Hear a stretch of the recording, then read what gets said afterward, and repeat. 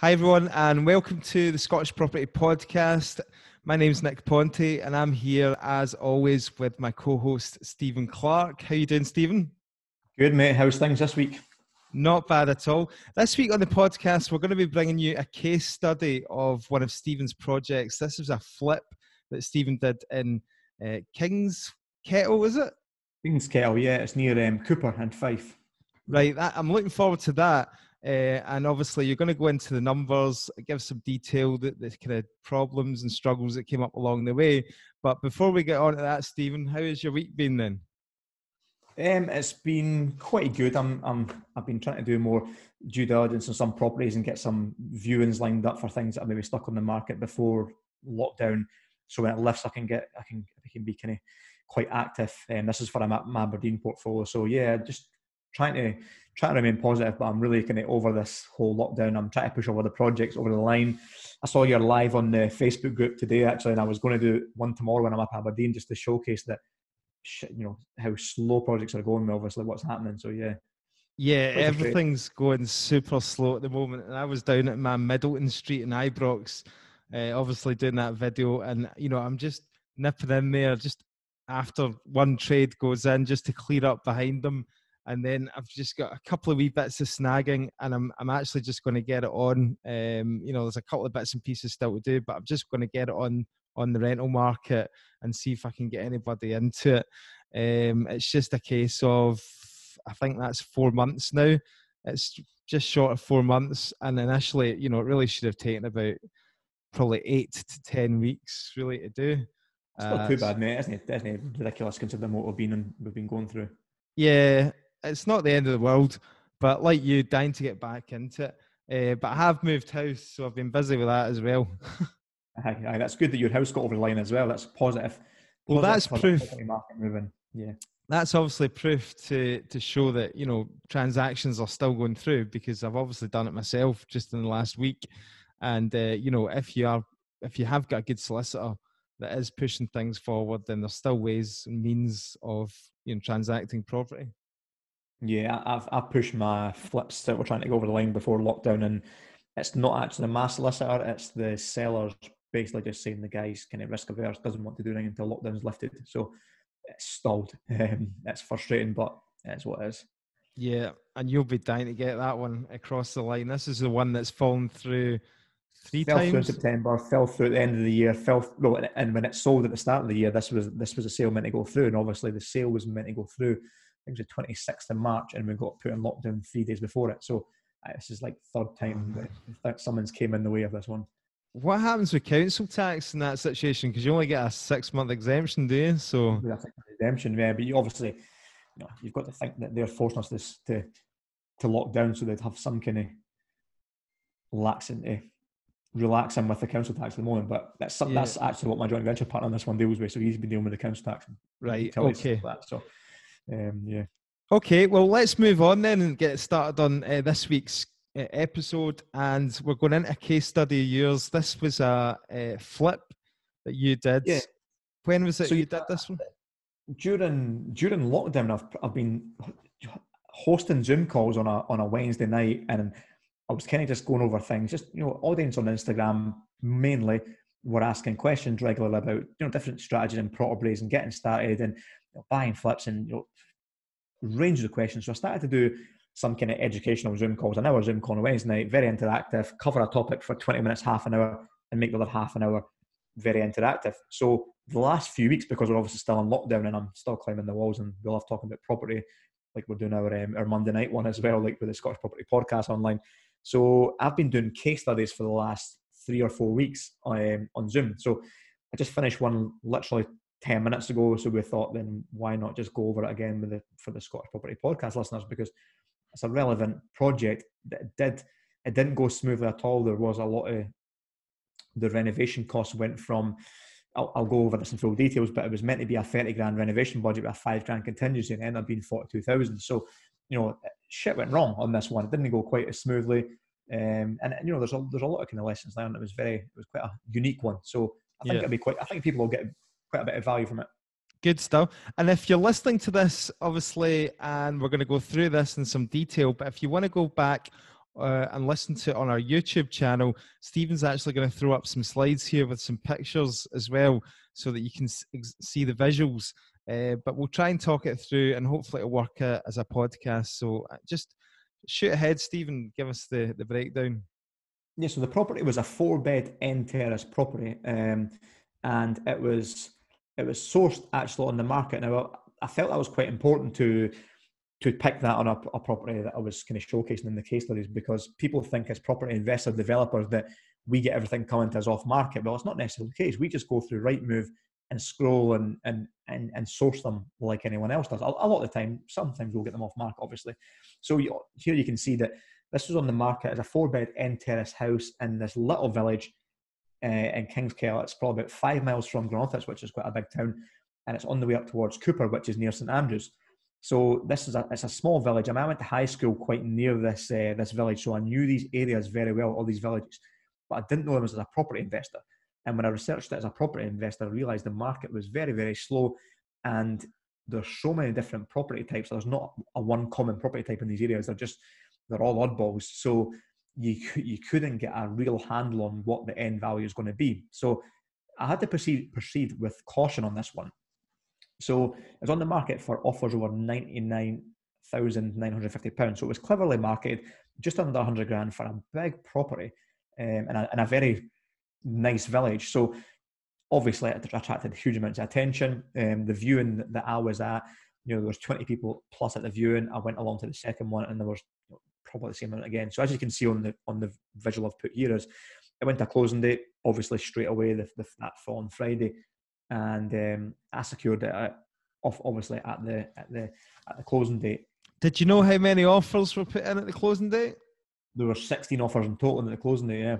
Wow. So there's a lot of offers, and I didn't go massively over, but I think, as you'll kind of see on the example, it's so important to understand what your end values are going to be to work, and your refurb costs to work back to what you can actually pay at closing dates. Because obviously, we don't want to pay miles and miles over. We want to try and get it as neatly as we can to win it, but it still needs to work for our criteria to know that the profit that we've set out to make, we're making it, and with the numbers that we've got. So a lot of due diligence was done on this property. The area, like I said, the market was slow, so I was trying to look into the end user and who this property would suit and how to make it suit kind of a more wider market. So the reason that for the people who were selling it was his son, who actually went to school with it. It was his elderly parents who were selling it, and they were looking for a property that had stuff on the one level.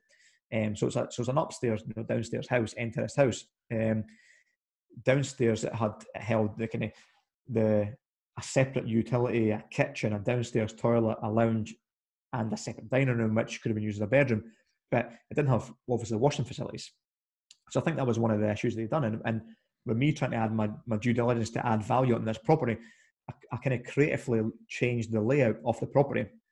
I've got up on the screen here that you can see the layout changes from it was the ground floor that the layout changes was made from, and it was basically knocking down load bearing walls to change the kitchen from the kitchen area into the utility hallway and toilet, and open that right up to make a kitchen diner, and make either the kitchen a 5th bedroom, so you're adding a bedroom, or make it a separate dining room altogether, so you've got a formal dining room. Yeah, so what I'm hearing you say here is you've kind of like identified your kind of target market for this, right? So you've thought about who you want to sell this on to, or who's going to be potentially looking at buying this property, right? And then you're trying to make it a more practical living space. Would that be for a family then? Yeah, so I was thinking that there'd be a family home, or it could be people in their, older couples that would have a family coming to stay over. Yeah. So trying to kind of target that as wide an audience as you can, rather than capturing it into, this doesn't have a bathroom downstairs, or, try and just look at the kind of bigger picture. So the other layout change was the bedroom that was used downstairs, made that into a lounge by opening up all the wardrobes, just putting a new partition wall up the door in it. Created a new kind of hallway area at the back of the property, which gave the lounge, the old lounge, turn into a bedroom. And the reason we switched them about that way was because there were services at that side, and I managed to get a downstairs shower room at the top end of that bedroom. So that added the extra bedroom, the downstairs shower room, and made a kitchen diner out of it, all by kind of neatly tweaking the layout. So I've done it in a way where It didn't require steel. It was all non-load-bearing walls. Ideally, if it was the project where you could have spent more money on it, the wall in the middle between the kitchen diner and that kind of separate lounge, separate dining room, or the fifth bedroom, I would have put steel under there and made it a huge, big, long, the whole back end of the property, kitchen diner, and put bifolding doors. But I just felt like the property end value didn't justify spending that extra, 5-10 grand for steel going in and bifolding doors. So I thought, nah, we won't go that far. So you nearly did get carried away, but you just managed to rein it back a wee bit and just think. When you hear about how the refurb went, you'll be glad I did rein it back, because let's see then. It was nuts. So the due diligence was done on basically how we could make the property work better for a modern family home, for older couples with families. So you've got a very, very flexible, lots of space in it. Done the landscaping at the back. It's got a garage up around the back, driving that. So just made it as kind of walking as you can. Everything been done, but so it's a large amount of property for the money. But the fact I didn't have a huge amount of garden space, I thought I might have not appealed to families as such. But we're in a small village here where there's loads of fields and parks everywhere, so I didn't think it was going to be the biggest issue. So this deal was funded and purchased through a limited company that I had set up, a joint venture partner. We were doing a lot of flips at the time, and it was funded through cash that we had in the business account from, I think we had 4 or 5 properties on the go at that time. Now, this is the interesting one. And this way I mentioned on the case study on the call there was I'm one of the, I think someone spoke about on the Scottish Property Podcast group just recently. They're talking about what would you do? Do you find the property first or do you find the funding? And I think me and you both kind of have a bit different opinion on it. But this one was a prime example of me finding the property before the funding. So because we had so many projects on the go at the one time, we were short of 50 grand on this. So we borrowed it from an investor friend to put in 50 grand on an 8% return to top up the money we're short in the deal. So we done a bridging loan for 80% loan to value. So we were in for the 20% down on it, and the set out 30 grand plus the 5 contingency for the renovation cost, which would end up being a lot more. So the extra top up was funded from a private investor, which was handy. Right, okay, so you're doubling down here on the financing here, you're getting money from all sorts of sources. So bridging and private investment, yeah. And this is a prime example of one of these ones where you found the property and you're going, oh shit, how are we going to find the money for this one? And because the deal stacked up, did you put any money in it at all? No, none in this one. No, none at all. None of your personal money in this one. None of my personal money in this one at all. This was completely funded. Yeah. So that's amazing. And the angel investor that came in was that somebody that you'd worked with before, or? It wasn't somebody I worked with before, but I was an investor I knew very well and built up quite a relationship over probably about a year or two. Okay. So he was quite keen to do work with me, so was quite happy to put money into this. And I've kind of got a slide up here with the profit, where the profit could be X, but it should have been Y, but because I managed to bring this investor into another deal at the exact, as this one sold and we purchased another one, I brought the investor into a deal, so he just waived the interest that was actually due him. So it actually worked out a better profit than it should have been. And who was your bridging finance with then? This was with Together Finance, the one I was using all the time at that time. Okay. This was about 18 months ago, I think. Cool. So this was structured inside, say, an unlimited company, 2 directors, 2 shareholders, and we're using bridging loan, and we managed to bring in an investor to lend 50 grand into the company because we were short on this project while other ones were selling at different stages of renovations.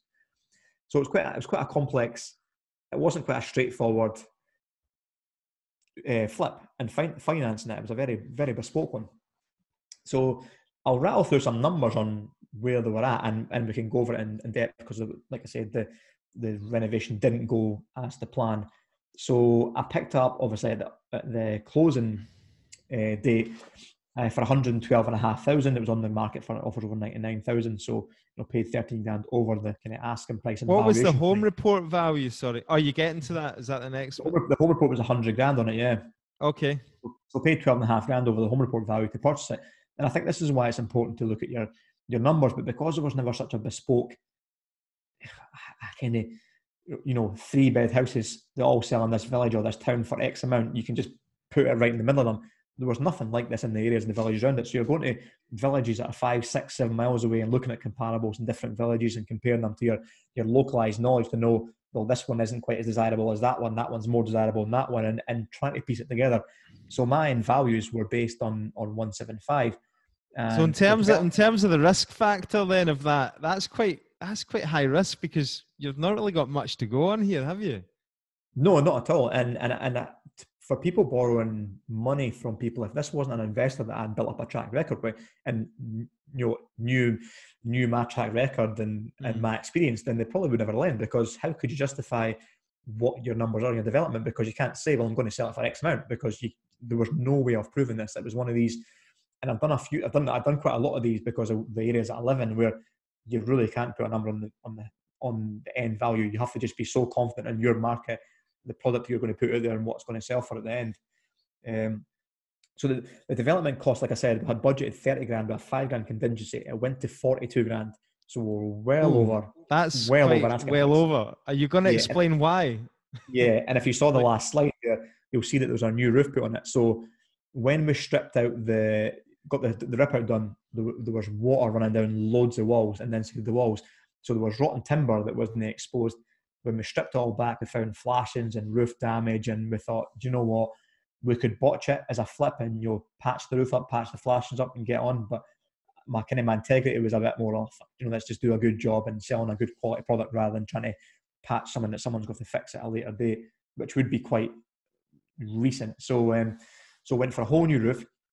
And when we obviously stripped that back, there was rotten timbers that we needed replaced. There was some damp treatment that was sprayed, which wasn't majorly expensive. But the other one that tipped us over to that development cost was the layout change was going to be added on with different electrical work. So when we the more creative we got and the more we done with the layout change, we realised that, do you know what, there's no point in botching and joining cables and behind walls. Let's just do a full rewire as well. So there ended up being an additional cost on electrical work as well. Wow. So you're 12 grand over initial. Well, your contingency brought you up to 35 grand for the estimated, and you're now at 42. So you're 7 grand over, really.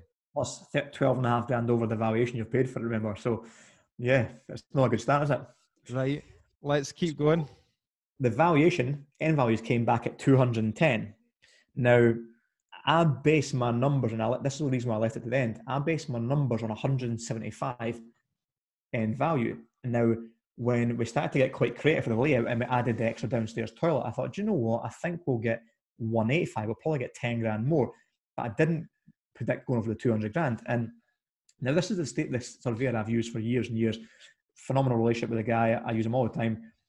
And I only discovered that he actually lived in St Andrews when we done this property. So I started to explain to him, look, Peter, I've got a property here. It's going to the market. I need the home report done.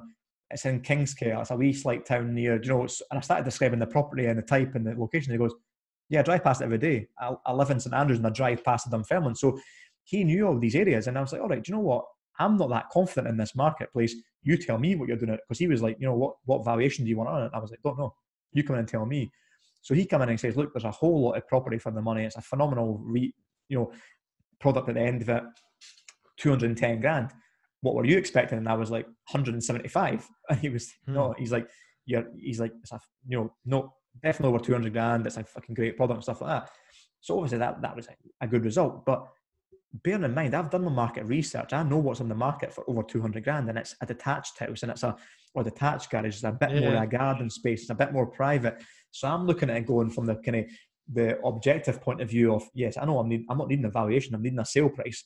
So I was very much averse to putting on at that price, to be fair. Had you spoken to any estate agents at all along the way in terms of, getting an idea for how things sell and how that type of property sells? And then obviously at the end, did you get them into kind of value before you got your surveyor in? Yeah, I'd spoke to a couple of I'd spoke to one estate agent, but I hadn't. There wasn't really a estate agent that dominated these areas until, and he kind of prevailed. And this is a lesson learned. I will go into in a few minutes actually, but it's probably quite an important one. The estate agent that I chose.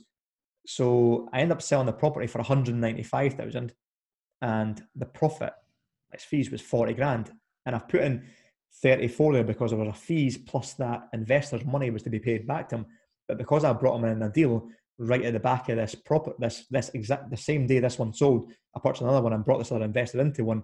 He was happy just to waiver his interest. So it should have been less, but actually it was a fair bit more because he didn't have to pay the cost of the additional borrowings. Okay, so let's just run over those last two figures. So you got your end value in from the surveyor, 210. Sale price is 195. Now, how long did it take you to sell it? And obviously, it looks like you've taken an offer quite a bit below the home report value. So I'm presuming there wasn't a huge amount of interest there. So this was one of my lessons learned on this project. All right, do you want to go on to that later then? Are you... No, okay, I can go for it then, mate. No, it's probably a good point to go over it. So when there was an estate agent that was local who was heavy on social media, and no estate agents in this area were heavy on social media. He's on social media, sold another one in a day. Every single day he was posting a property saying, sold another one a day, sold another one a day, sold another one a day. I'm like, fucking hell, like, this guy's got to sell my refurbs. So I went to him and I got him out, and he was trying to show me how big his dick was and telling me how much he sells and how much he does. And he's now, within the year he's been going, he's now the 5th biggest estate agent in the whole of Fife and all this kind of stuff. And I'm like, all right. And he's got me on social media, he knows what I do. But rather than try to have a conversation with me, he was too busy trying to flash his whatever to me. And I was like, look, can we have a conversation? So, the first thing he says was, what was the home report at? I says, 210.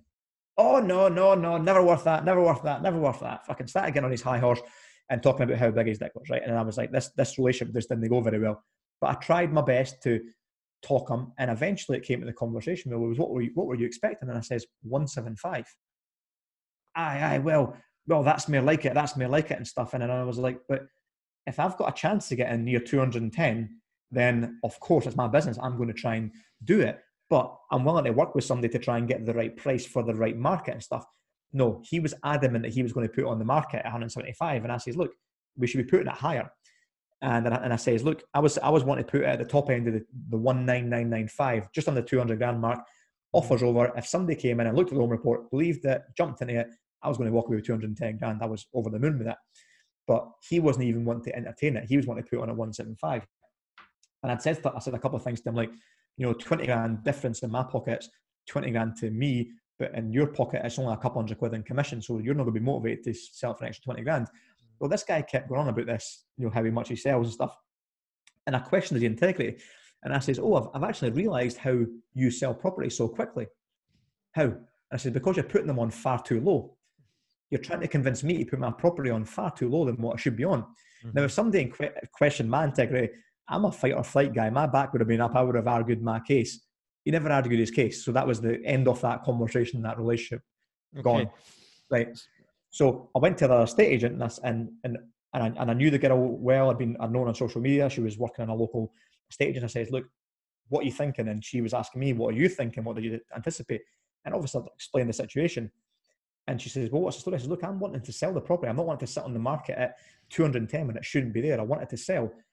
And I says, look, can we put on the market at the 19995 or, just on the 200 grand mark?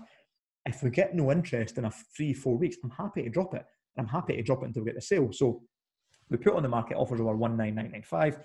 We got a fair amount of interest to start with, but then no offers. And so after 3 weeks, when it kind of dried up, I says, do me a favour, drop it to a fixed price of one. Well, obviously I spoke to her and she kind of agreed as well. Says, can we drop it to a fixed price of 195? And they were like, yeah, let's go for it. And one of the people that viewed it originally, with the first kind of influx of people, she viewed it. The couple loved it, but they were looking at 3 other properties. The moment I dropped it to a fixed price of 195, they were like, yep, this is the one, and they bought it. So the people originally came out. They might have paid 210 if the other properties weren't in competition with me. Yeah. So, it was like I was trying to say to that original estate agent, as much as I'm not quite believing that the value's there on the market, I think is maybe a bit inflated. If somebody's put a home report value on that and they stuck by it, all I need is one buyer. I don't need millions of buyers. I need one buyer to say, I like this property, I like this location, I like this, where it is, what's been done, and I'll pay 210 grand for it. And I would have, walked away with 55 grand profit on that one. Would have walked away with a cracking deal on it. So, the estate agents was very interesting, a huge lesson learned, because the estate agent that I actually went with in the end was a corporate estate agent. And I've not used corporate estate agents since I first had in property. I kind of went away to more independent ones, the ones you can develop relationships with and you can work together with. But they done a great job for me. Cool. That's really interesting. I think it was quite interesting that you got the kind of surveyor, you got the home report done kind of like yourself, obviously through your contact, didn't you, before you kind of got the agents involved, did you? Yeah, I got it done. Obviously, I'll always do my own surveyor and get my own surveyor to come out and do the Aye, valuation. because Interesting enough. if you were inexperienced there, then and you used that first estate agent, you could have quite well just gone along with that 175, and then the Because he would have told the surveyor what to put on the valuation based on exactly what he knows he can sell it for very quickly exactly. in a day. Then So you yeah, would have been out 20 grand, and aye, it just shows you that you've just got to, because you've he's got to do. obviously just And, trying to and get that's quick and I sales. explain this to people a lot. When people talk to me about speaking to estate agents, yes, estate agents have got their place. That's their job to to sell properties for the maximum price for the client. But let's not confuse this. That's their job. They're either Yeah, paid an hourly rate or they own a business. It's not their blood, sweat, tears, and a lot of money involved in this property. yeah. So as an investor, when the investors say, "Oh, you should go to the estate agents and get comparables and prices," like why? Mm, You do all the work and you understand what it is, because yeah, like you say, if I hadn't didn't was being lazy in my business and says to the estate agent, yeah, you just go and get your home report done, just you put it on the market, and the guy came back at 175, I was happy with 175 because of the 100%. overspend on the refurb. I would have walked away with a pretty crappy profit, and it wouldn't have been Yeah. as good a deal. And how long did it take to sell in the end? It ended up being, I think it was 4 weeks when Yeah. we dropped, no, 3-4 weeks when we dropped the price. And then as soon as we dropped the price, the estate agent managed to negotiate it to the fixed price as soon as within a couple of days. So it was So quick. that's fine. So you got your profit. Everything went through the first time okay. Who was it that ended up buying it, by the way? Who was your So it buyer? was an older couple. It was an older couple in their late 50s to 60s, and they liked the idea of the downstairs shower room. If they got older, they could still have a bedroom downstairs and toilet, obviously washing facilities downstairs as well. But they liked the Interesting. fact that when their grandkids came or their families came, they can all stay upstairs. They've all 3 big bedrooms upstairs and their bathroom, so it wouldn't really bother them if they were upstairs, kind of out of the way. They can still live kind of not in each other's pockets if they were staying for a long weekend and stuff. So they had so yeah. Cool. No, that's really interesting. Thanks for sharing all that. Have you probably covered quite a few of your lessons learned in that last bit? Have you? Yeah, the lesson learned was the big one for me was have faith in the end value. Obviously, I based it on 175, and I was wrong. I thought it was going to go to 185. I was still wrong. So, you need to kind of make sure you're there with your end values and you're confident in them. Well, And obviously, the thing, looking at your pictures here, I mean, I've got to say that it was a quality product that you delivered in the end. So, it might well have been 175, but you got a premium because of the of the standard of the standards refurb that it and the was, different stuff, yeah, that yeah. was done to. And like, if you want to go and have a look on the YouTube, guys, the pictures will be there on the presentation that Stephen showed me here. On you go. So yeah, so that was key, was to make sure you had faith in the kind of end values, and again, it wasn't a bespoke, easy one to come up with. You had to make sure you done a lot of research and a lot of due diligence on the properties. The other lesson learned was being creative in a way to maximise the space. Like I posted a picture up tonight of it, and it was a dingy utility room, and it was a hall coming off the back door, and then a downstairs toilet, and then the kitchen was on the right. So it was very, very dingy. To look at the load bearing walls and figure out wiping all that out would open you up a kitchen diner. The services were already in place, so it was very much a cost-effective way of moving, changing the layout to make it work, and then obviously checking out where the stack was and services could be put to the other side of the bedroom to get this other downstairs shower room in it. That taught me quite a few lessons as well, because you can get creative without going nuts with steel and bifold and door stuff like that and spending a fortune on it. But we've done it very cheaply. I mean, obviously the roof, the importance of that contingency was also a good lesson learned as well, because obviously within the first week or two, you're hitting with roof repairs, damp issues, rotten timber, and an extra electrical work you want to do on it as well. So it was important to show you needed to make sure you had a bit of contingency, because property's hard. It doesn't always go the way we think it's going to go. And, I think I've spoken about this quite a few times recently, that I love like 3-bed ex-council house flips in like Fife or for buy-to-lets, because there's never any surprises with them. They're kind of, what you're getting. They're constructed the same. They were cookie cutter built. This property wasn't. It was one of these bespoke ones that was built in like 1913. It's an old property. You don't know the history of these properties, and you don't know what you're going to uncover when you start ripping it out. So So yeah, it's the other, and obviously the other lesson learned, which I covered in quite a depth, was about knowing your business and doing your business, but getting the right estate agent in place. Now, doing a due diligence on an estate agent is probably just as important as buying the property and your end values. And so I think that was quite an important piece of the puzzle. And because it was an area that I didn't invest in or develop in, I didn't know that well. I mean, I knew the area very, very well personally, but I didn't know as an investor's point of view. I had to go and do all the due diligence. I didn't have a go-to estate agent in that area. So it was important to do the due diligence to find the right estate agent. And obviously that paid dividends at the end of it as well.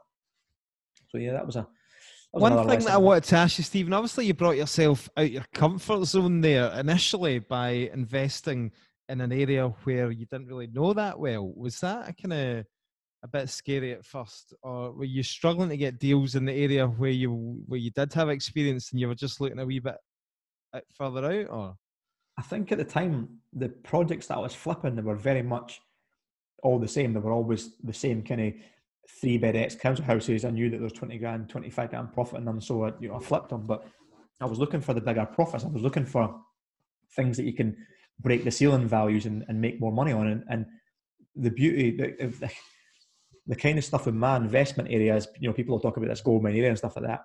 Fife's a big spread out area, and it's got a handful of big towns, and it's got a load of wee villages and towns. But because I've been, I was brought up and lived in Kirkcaldy, moved to Gateside in the middle of nowhere, went to school in Cooper. If you kind of look at the map, and I moved back down Dunfermline, if you look at the map, I've been around the whole of Fife.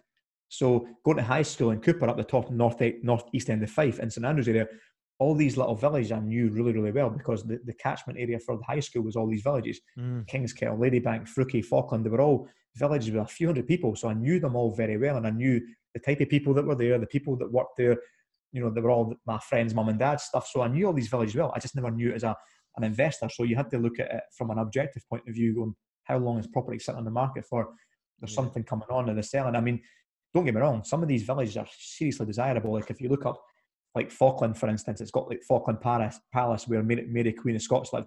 It's this historic, beautiful village, couple hundred people. But when houses come up there, they go rapid and they'll go higher than other villages. If you were to look at comparables and look at the next village down, which is Muckty and Dunshelt, you'd be like, why are they not getting the same end values as Frucky or Falkland? And they've all got their own little, they're only a couple of miles apart. But because I knew all these areas, I felt comfortable in what I was looking at. Like I knew, don't compare Kingskettle to Falkland, compare Kingskettle to Muckty. So it was kind of getting your handle on the localized knowledge. Now, people would say, yeah, that's not a gold mine area because it's a bespoke, it's a wider range, but it is my area. It's the areas that I know. So, yeah, that made it comfortable to do it. That made it more. That made obviously mitigate the risk when going into property and doing an investment or a development. That made me help to mitigate it. But cool. Yeah, it was the end value. It was the kind of sale, the quickness of the sale that was the risk for me because I didn't know how fast the market was going to move, and I thought if it stalls and it's slow, bearing in mind we're on a bridging loan as well, like I thought this could be the risk here. So from start to finish, like the actual picking up the keys to actual money in the bank, how long? I think it was 9 months if I remember right, because I learned a lesson on bridging that I'd set my bridging term to 6 months, as I always did because I was going to be in and out with bridges, but this one went 3 months over, and at the same time a couple other projects went over the 6 month rule. So I learned a hard lesson that I should have put on a 12-month bridge or set a 12-month bridge and paid a little bit more interest on it, because when the bridge went over the 6 months, it doubled in value for the 3 months. So that was quite cost. That was a cost added on to the fees as well. Amazing that you still came out of that with that profit after overspending so much on the renovation and obviously getting bumped for the bridging finance. So that was amazing. That was a great deal, mate, all in. So really thanks for sharing that. And I think it probably came down to, like you say, like just try to do the best end product you can do on the budget you've got. And obviously it got quite tighter towards the end, and we scrimped a little bit on the landscaping and just chipped it in, slabbed a little driveway and stuff and just turfed it. We didn't do much on it. But, like the rest of it was like not a stone was left uncovered. It was a walk-in condition property, an old property that was completely renovated top to bottom. and made for the modern living. So yeah, it was kind of understanding the market and your end user, so to speak. Great stuff. Okay. Right, well, that brings us to the end of this week's episode of the Scottish Property Podcast. I might share a case study in the future, Stephen, one of my projects. So we'll maybe do that next time. But we would like to ask you if you could, if you've got a spare couple of minutes to go and leave us a review, it would be hugely appreciated. And Stephen, have you got a review to read us out this week? Yep, got a review from Cameron. He said it's a 5-star review, so thank you very much, Cameron. He said, as someone who is completely new to property, I am thoroughly enjoying the podcast. Nick and Stephen both clearly have a wealth of knowledge and experience, which has left me motivated and inspired. A lot of respect for both guys for sharing positive and negative experiences they've had, as most other people that I've came across involved in property seem to only share the good stories and pretend that everything is perfect and easy. 5-star podcast, highly recommended. Thanks very much for that in-depth review, Cam. I really appreciate that. That's brilliant. And obviously you can find us on Instagram. Myself and Stephen are there posting our daily stories. If you want to see a bit into the behind the scenes of our daily property investing lives, you can get on the Facebook group where there's some in-depth discussion and a lot happening on there, and also LinkedIn and the usual platforms. And you can subscribe to the YouTube channel as well. Brilliant, guys. Thank you very much. We'll see you next week.